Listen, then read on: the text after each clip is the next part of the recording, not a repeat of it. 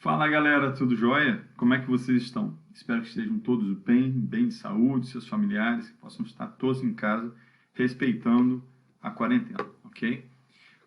Essa aula agora é sobre o modelo conceitual da performance motora. Vocês aprenderam algumas coisas de como funciona o nosso cérebro, como funciona a nossa mente, e eu espero que vocês estejam aplicando, porque quando você aplica ou você testa nas outras pessoas, fica cada vez mais fácil para você aprender e reter na sua memória.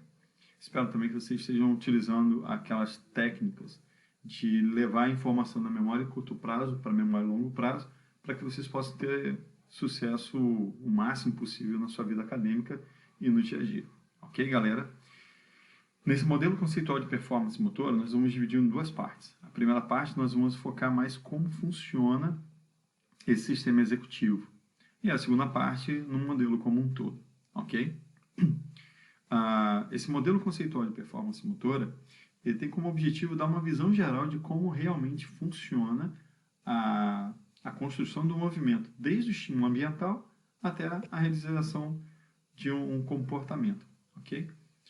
Então, ele vai partir do estímulo externo, vai passar pelo sistema executivo, sistema efetor e criar uma resposta motora. E dentro do nosso corpo, onde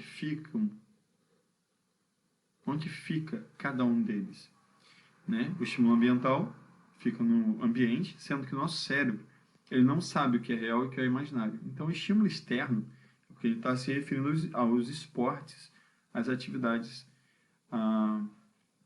do dia a dia. Mas o nosso cérebro ele também reage aos estímulos internos, aos nossos estímulos imaginários. Ok? Esse sistema executivo ele acontece aqui, ó, dentro do sistema nervoso central, dentro do nosso cérebro, propriamente dito. E ele é um processo cognitivo. Você precisa pensar no que está acontecendo e você pode treinar esse tipo de tomada de decisão, de identificação do estímulo, para que você possa criar um sistema motor, né, um programa motor mais adequado àquela tarefa que você está trabalhando. Então, aqui está o sistema motor. Então, o executivo é a parte cognitiva, o sistema efetor é da medula para o sistema nervoso periférico, né, para as extremidades do corpo, até chegar às fibras musculares, onde vai ser realizado o movimento. Beleza? Show de bola! Então, vamos lá. Fala mais especificamente sobre esse sistema executivo. Ele tem um processamento de informação. Essa é a teoria do processamento da informação. As informações chegam até o nosso cérebro de modo paralelo, como a gente já falou. Enquanto você está prestando atenção nessa aula, você pode estar prestando atenção no outro som. Está chegando até você o barulho do ar-condicionado, se tiver ar-condicionado, algumas pessoas andando. Se essa pessoa estiver numa quadra praticando um esporte, ao mesmo tempo que ela está observando o adversário, vou dar um exemplo, um jogo de voleibol, ok?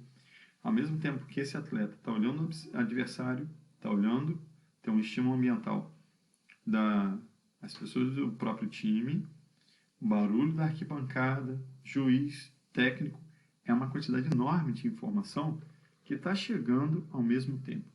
Você já deve ter tido experiência de participar de campeonatos. Eu participava de campeonato de artes marciais e era muito interessante, porque quando eu entrava para lutar, simplesmente tudo sumia. A única coisa que eu escutava era o meu técnico e o juiz. E eu olhava o adversário. Eram só essas informações que eu tinha. Na arquibancada, né, as pessoas estavam assistindo. Se gritava, se não gritava. Não lembrava de nada, não ouvia nada, não escutava nada.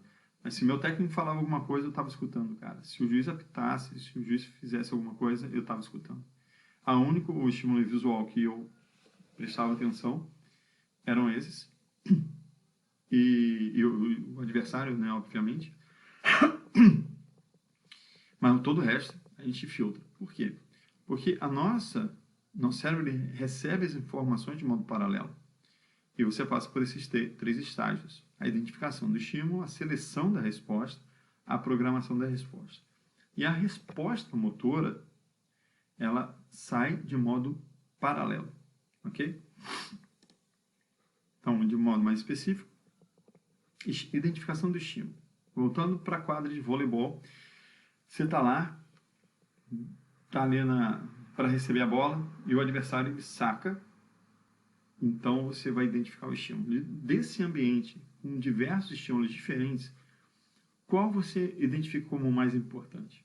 Eu imagino, a bola está vindo, então o estímulo mais importante é a bola, tem que prestar atenção nela. E aí, qual a informação mais importante? De onde vem? Qual é a velocidade?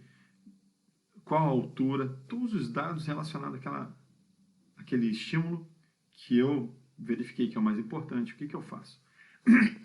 Eu vou criar uma representação mental, né? Uma representação desse estímulo ambiental. Aí identifiquei, putz, esse é o mais importante. Você vai prestar atenção nele. E aí você vai selecionar a resposta. Tá, a bola está vindo na minha direção. Vou falar de forma lenta, mas imagina que você está lá, identifiquei, a bola é a mais importante no meio do jogo. Qual é a resposta que eu devo dar? Será que eu devo levantar uma mão ou as duas mãos? Será que eu elevo muito alto ou muito baixo? O que eu vou fazer? Quais são as respostas motoras que eu posso dar? Vou fazer rápido ou vou fazer lento? Qual a amplitude do movimento que eu devo realizar? Depois que você selecionou qual é a resposta mais adequada, você vai programar a resposta. Então eu vou fazer isso. Vou levantar as duas mãos na altura do rosto, porque a bola está vindo em tal velocidade. Então vou responder com tal velocidade. Então você vai organizar o sistema motor para produzir o movimento que você deseja. Com o treinamento, com o tempo, você praticando determinados movimentos, você vai criar um engrama motor. Ok? O que é um engrama motor? O engrama motor é traço de memória permanente deixado por um estímulo ou uma habilidade aprendida e executada várias vezes, deixando assim uma marcação no seu córtex motor. Então, quando você realiza um determinado movimento e pratica aquele determinado movimento, vocês aprenderam como a gente pode até mesmo acelerar isso, ela cria conexões nervosas e essa conexão nervosa que faz com que aquela habilidade aconteça de forma eficiente, mais rápida, chama-se engrama motor. Ok? Então, eu trouxe para vocês aqui um exemplo que eu achei legal, de uma doutora, acho que da década de 70, ela descobriu isso. Ela provou isso, já era uma teoria antes, e aí ela conseguiu provar. Chama-se doutora, o sobrenome dela é Diamond, de diamante em inglês, ok? Se colocar lá camundongos, doutora Diamond, vocês devem encontrar algum material que ela produziu. Eu achei interessante porque o que ela provou? Ela pegou um grupo de camundongos da mesma espécie, nascido na mesma época, e colocou um subgrupo num ambiente com pouquíssimos recursos de estímulos ambientais. Um lugar muito pobre. O que ele vai fazer nesse lugar? Só come e bebe, não faz mais nada. E, num outro grupo, ela colocou um grupo de camundongos com um ambiente muito rico. Tinha bolinha, tinha escadinha, escorregadeiro, brinquedo, comida, água, tudo mais rico o ambiente do que o anterior. E o que ela percebeu depois de 60 ou 90 dias, ela foi verificar se houve diferença na quantidade de conexões nervosas entre um grupo e outro grupo. O grupo que vivia num ambiente sem estímulos ambientais, a quantidade de dendritos era significativamente menor do que no ambiente onde os camundongos tinham muitos estímulos ambientais, né? Então, a quantidade de dendritos, a gente pode olhar aqui o exemplo, é muito rico.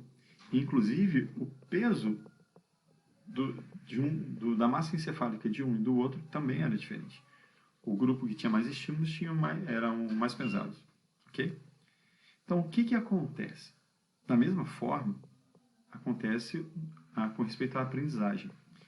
Quando você começa a aprender uma habilidade, você está num nível de aprendizagem motora chamado nível cognitivo, que é o estágio inicial da aprendizagem. Nível cognitivo, tentativa e erro. Algumas características coloquei aqui para facilitar a aprendizagem de vocês. falou, aparência rígida, é impreciso, inconsistente, ele é mais lento, interrompido, tímido, indeciso, inflexível, ineficiente e ele comete muitos erros.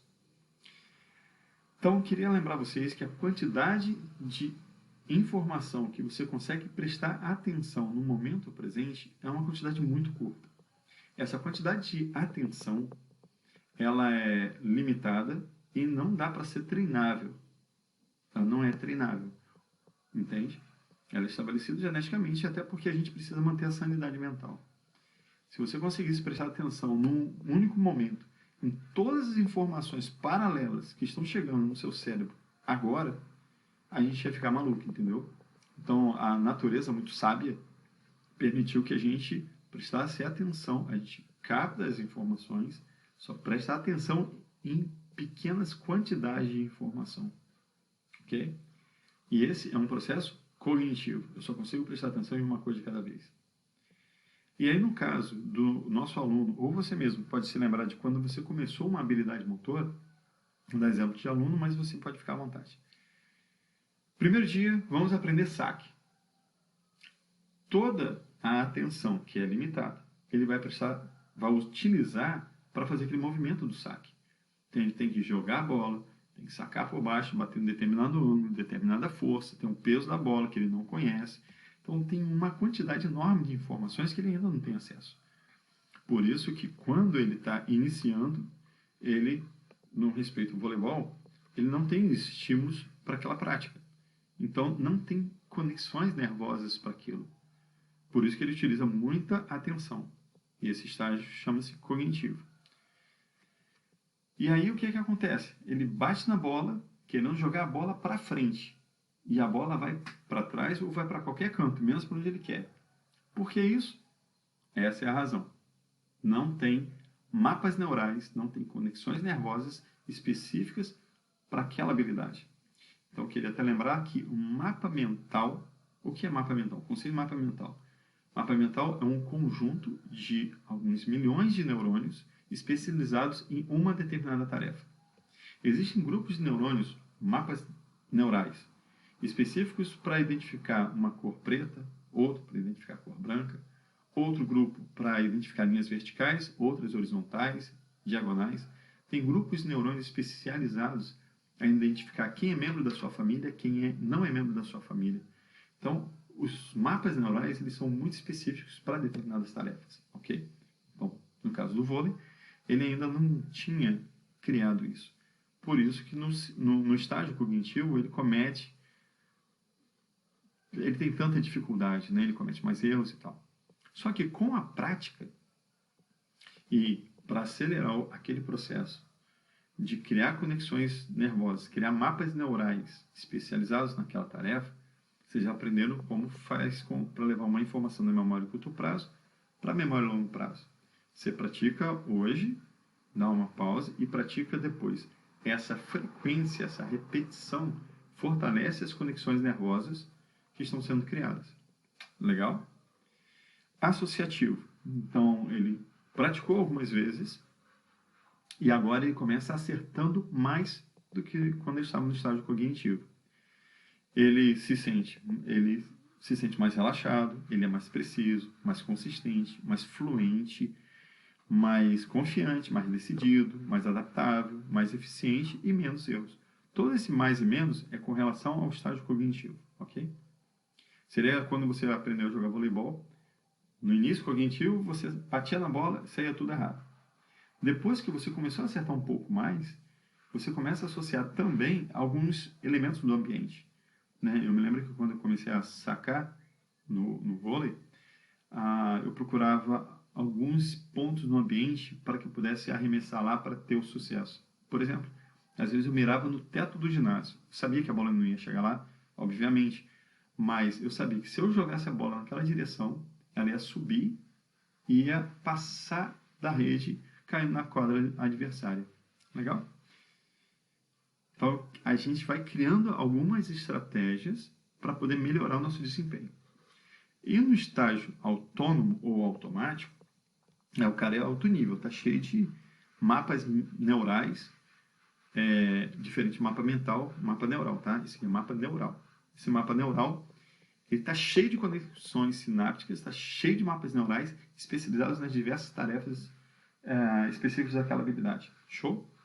Então, imagina um cara que é atleta da Seleção Brasileira de Voleibol. Então, lá, ele tem mais liberdade e é mais fácil. Ele tem um sistema automático mais preciso, mais consistente, mais fluente, confiante, decidido, adaptável, eficiente, e ele consegue reconhecer muito melhor os seus erros. Ok? Então, eu fico imaginando naquelas cenas de vôlei, né, no campeonato, onde os caras são muito rápidos. A bola vai até o levantador. Antes do levantador levantar a bola, pegar a bola, o outro já está correndo, já está saltando. E como a capacidade de atenção é limitada, ele consegue subir e não utilizar tanto a atenção dele para executar um movimento. Ele consegue pegar uma parte daquela atenção e verificar onde estão os adversários na quadra, quem é quem, os posicionamentos, para que ele verifique onde está aberto para ele chutar, né, para ele bater a bola naquele lugar que ele achar mais adequado. Então, a tomada de decisão ele fica mais fácil, porque os mapas neurais já estão estabelecidos, já estão no nível automático para a realização do movimento, da cortada. Então, ele pode prestar atenção, utilizar parte do intelecto para resolver outros problemas e tomar uma decisão mais adequada. Legal? Show de bola. Então, esse é a parte do modelo conceitual de performance motora relacionado ao processamento da informação. Tudo isso que a gente está falando está no nível cognitivo. A próxima vai estar no nível motor, que a gente vai fazer alguns exercícios. Antes de terminar, queria que vocês pudessem fazer esse exercício comigo. Tá? A gente falou que as informações entram de modo paralelo e saem em série, certo? Então você vai fazer comigo o seguinte, vamos ver quantas coisas você consegue fazer ao mesmo tempo. Primeira coisa, você consegue fazer 2 barulhos com a boca ao mesmo tempo? Assim, pode ser assim, ó. Agora eu quero que você pisque um olho e outro olho ao mesmo tempo que faz os 2 sons na boca. Então já são 4 coisas. Então, ó, fazer por 4.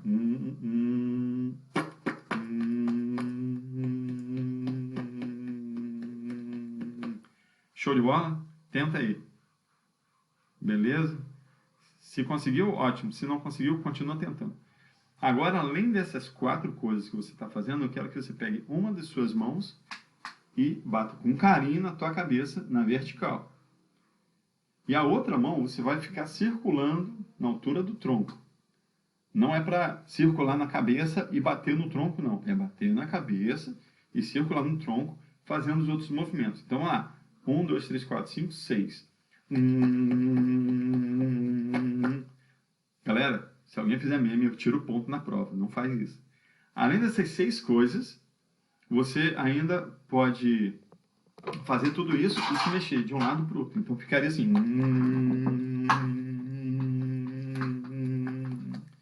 Vai lá, tenta aí e depois eu vou pedir para mandar um vídeo para mim. Não, tô brincando, galera. Mas tenta aí e pede para alguém, algum parente seu que estiver contigo aí, pede para ele fazer esses movimentos também. Mas você ensina, não mostra meu vídeo não, tá bom? Um abraço, galera. Até mais. Um beijo no coração aí.